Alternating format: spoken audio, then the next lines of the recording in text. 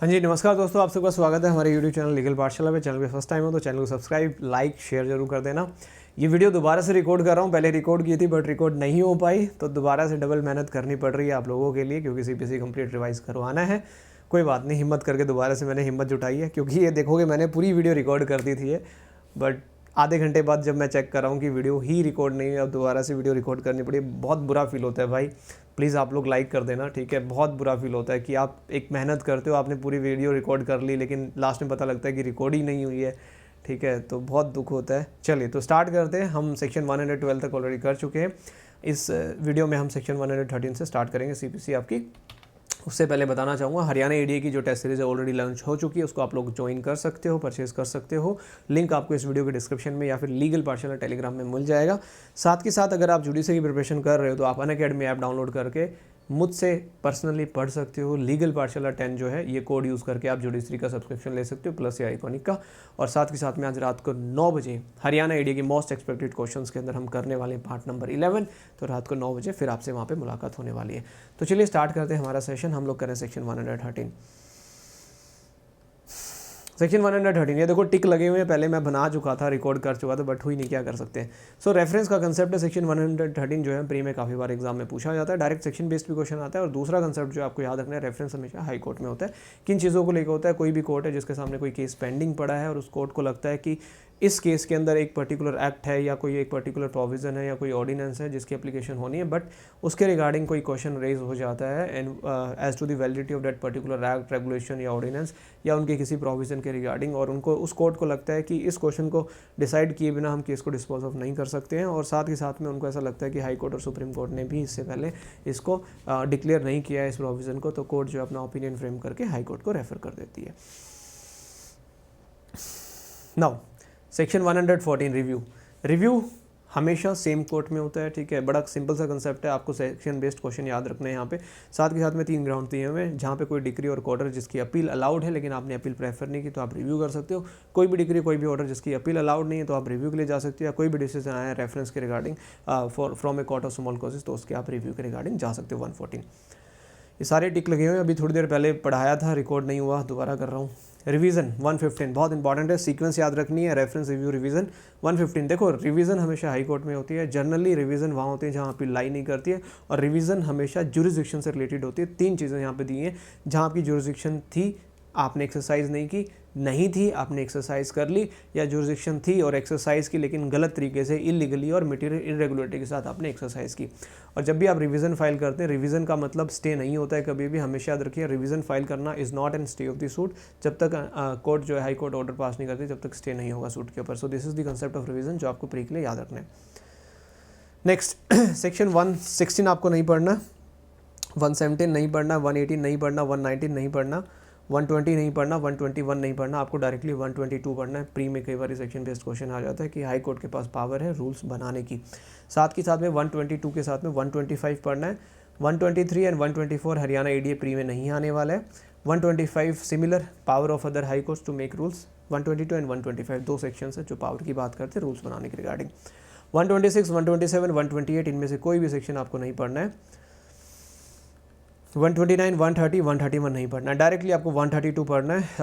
132 बहुत इंपॉर्टेंट है, exemption of certain women's जो मतलब कस्टम के अकॉर्डिंग पर्सनली कोर्ट में अपीयर नहीं हो सकती, तो 132 उनको एग्जम्पशन देता है। लेकिन सबसेक्शन 2 कहता है कि जहाँ सीपीसी ने उनको प्रोहिबिट नहीं किया हुआ अरेस्ट करने के रिगार्डिंग, देखो सीपीसी ने सिर्फ उनको प्रोहिबिट किया है कि आप मनी डिक्री के रिगार्डिंग किसी वुमेन को आप अरेस्ट नहीं कर सकते हो, बाकी केसेस में आप महिला को अरेस्ट कर सकते हो, तो वहाँ पर ये जो है ये सेक्शन 132 उनको एग्जम्पशन प्रोवाइड नहीं करेगा। 133 एग्जाम्पशन ऑफ अदर पर्सन, यहाँ पे एक लिस्ट दी हुई है, आपको याद करनी पड़ेगी। प्रेसिडेंट, वाइस प्रेसिडेंट हो गए आपके, या जजेस हो गए सुप्रीम कोर्ट के, हाई कोर्ट के, गवर्नर्स हो गए, इन सबको एग्जाम्पशन है, इनको कोर्ट में पर्सनली अपीयर होने की रिक्वायरमेंट नहीं है। 134 नहीं पढ़ना, 135 आपको पढ़ना है। 135 जजेस, मैजिस्ट्रेट और अदर जुडिशियल ऑफिसर्स की बात करता है, जब वो कोर्ट में जा रहे हैं या कोर्ट से आ रहे हैं आप उनको अरेस्ट नहीं करेंगे अंडर सिविल प्रोसेस। नेक्स्ट है 135 है, ये भी प्री के लिए काफ़ी इंपॉर्टेंट है।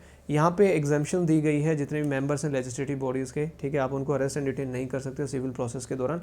यहाँ पे पूरी एक लिस्ट दी हुई है। सो सबसे इंपॉर्टेंट चीज़ जो है यहाँ पे ये 40 डेज़ का आपको टाइम पीरियड याद रखना है, 40 दिन पहले और 40 दिन बाद, किसके? मीटिंग के 40 दिन पहले और सिटिंग के, कॉन्फ्रेंस के 40 डेज बिफोर और 40 डेज आफ्टर आप उनको अरेस्ट नहीं करेंगे, ठीक है। नेक्स्ट 136 आपको नहीं पढ़ना है, 137 आपको पढ़ना है। लैंग्वेज ऑफ सबऑर्डिनेट कोर्ट हमेशा स्टेट गवर्नमेंट के द्वारा डिसाइड की जाएगी। हाई कोर्ट की लैंग्वेज कॉन्स्टिट्यूशन डिसाइड करता है। कमेंट करके बताना कॉन्स्टिट्यूशन का कौन सा आर्टिकल है जो हाई कोर्ट की लैंग्वेज के बारे में बात करता है। 138 कहता है कि हाई कोर्ट के पास पावर है, प्री के लिए इंपॉर्टेंट है कि हाई कोर्ट जो एविडेंसेज है वो इंग्लिश लैंग्वेज में रिकॉर्ड करवा सकती है, ठीक है। 138 के बाद 139 आपको हेडिंग बेस्ड क्वेश्चन है। ऑथ, जब भी आप कोर्ट में जाते हो एफिडेविट बनवाने, कोर्ट या मैजिस्ट्रेट से आप एडमिनिस्ट्रेट करवा सकते हो, नोटरी साहब कर सकते हैं, कोई पर्सन हाई कोर्ट ने अपॉइंट किया है। तो 139 प्री पॉइंट ऑफ व्यू से इंपॉर्टेंट है। 140, 141 नहीं पढ़ना, डायरेक्टली 142 पढ़ना। जितने भी ऑर्डर्स हैं और जितने भी नोटिस हैं सीपीसी के अंदर वो सारे के सारे रिटन में होंगे, राइटिंग में होंगे। हमेशा सेक्शन बेस्ड क्वेश्चन आता है 142 से। 143 सिर्फ हेडिंग बेस्ड पढ़ना है, पोस्टेज आपको पता होना चाहिए। 144 रेस्टिट्यूशन की बात करता है, किसी चीज़ को रिस्टोर करवाना, डिक्री या ऑर्डर कोई वेरी हो जाती है, रिवर्स हो जाती है अपील में, तो जो चीज़ें हुई हैं उनको रेस्टिट्यूट करना, आपको उसी पोजीशन पे लेके आना जिस पोजीशन पे आप पहले थे। तो 144 सेक्शन बेस्ड आता है, section application for restitution under section 144। और यहाँ पे साफ साफ लिखा गया सब सेक्शन 2 में कि कोई भी सूट आप जो है इंस्टीट्यूट नहीं करेंगे for the purpose of obtaining restitution. Restitution obtain करने के लिए सूट लाई नहीं करेगा, सिर्फ और सिर्फ एप्लीकेशन लाई की करेगी। 145 हेडिंग बेस्ड आपको पढ़ना है, enforcement of liability of security, सिर्फ हेडिंग बेस्ड, चांसेस कम है, बस मैंने इसलिए हेडिंग बेस्ड आपको बोला है। ओके, एक ये जो है ये प्रोविज़न आपको पढ़ना है। 147 आप स्किप कर सकते हो, हेडिंग करना चाहो कर सकते हो, लेकिन 148 आपको पढ़ना है। सीपीसी में जहाँ पे भी कोई भी टाइम पीरियड दिया उसको मैक्सिमम एनलार्ज किया जा सकता है 30 डेज़ के लिए, और एक्स्ट्रा एनलार्ज किया जा सकता है। 148 के अंदर ये चीज़ें लिखी गई हैं। एनलार्जमेंट ऑफ टाइम 30 दिन और एक्स्ट्रा, इन टोटल 30 दिन से ज़्यादा आप एनलार्ज नहीं कर सकते हो। नेक्स्ट है 148 है right to lodge caveat, direct section based question आता है। और दूसरा क्वेश्चन ये आता है कि कितने दिन तक जो आपकी केविएट है वो इन्फोर्समेंट में रहती है। तो 90 डेज तक ये आपकी इन्फोर्समेंट में रहती है केविएट, ठीक है, काफ़ी बार एग्जाम में आता है। 149 heading power to make deficiencies of court fees, 150 heading पढ़नी है। 151 आप सबको पता है इनहेरेंट पावर्स हैं आपकी जो कोर्ट्स हैं उनके पास। और 152 कहता है कि क्लैरिकल और अर्थमेटिकल मिस्टेक्स को ठीक किया जा सकता है। 152 अमेंडमेंट्स की बात करता है। 153 जनरल पावर ऑफ अमेंडमेंट की बात करता है। दोनों सेक्शंस आपको याद रखने, प्री में यहाँ से क्वेश्चन कई बार पूछा जाता है। नाउ नेक्स्ट है 153B, 153A नहीं पढ़ना, प्लेस ऑफ ट्रायल होगा, deem to be an open court उसको माना गया। 154, 155, 156 ऑलरेडी रिपील हो चुके हैं। और 157 एंड 158 आपको नहीं पढ़ना है। सो सीपीसी के सेक्शंस हो गए हैं कंप्लीट।